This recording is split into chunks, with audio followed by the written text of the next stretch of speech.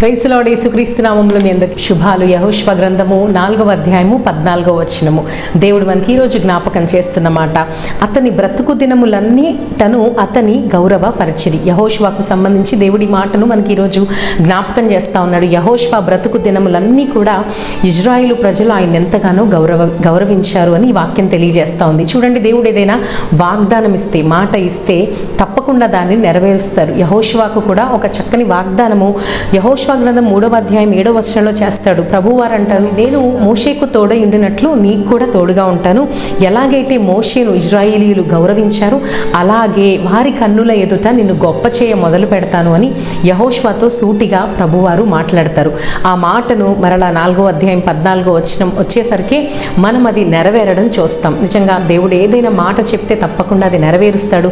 యెహోషువకు కూడా అతను బ్రతుకు దినములన్నీ, అంటే ఆయన మరణించే వరకు కూడా ఇజ్రాయేలు ప్రజలు ఎంతగానో ఆయన్ని గౌరవించారు, ఆయన ఎంతగానో వారు హెచ్చించారు. ఆయన మాట వినినట్లుగా మనం ఈ వాక్యాన్ని బట్టి అర్థం చేసుకోవచ్చు. నిజంగా మన జీవితాల్లో మంచి పేరు అనేది మనందరికీ కూడా ఎంతో ప్రాముఖ్యం.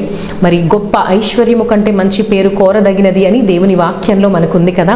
కనుక గొప్ప గొప్ప డిగ్రీలు లేకపోయినా, ఐశ్వర్యము లేకపోయినా, గొప్ప గొప్ప డాక్టరేట్లు లేకపోయినా, గొప్ప గొప్ప ఈవులు లేకపోయినా పర్వాలేదు, కానీ దేవుని ప్రజలుగా మనకుండవలసినది మంచి పేరు. చాలాసార్లు మనము చెడ్డ పేరు తెచ్చుకొని మనకు మాత్రమే కాదు కానీ దేవునికి నష్టాన్ని చేస్తూ ఉంటాము, దేవునికి అవమానాన్ని తెచ్చి పెడతా ఉంటాం.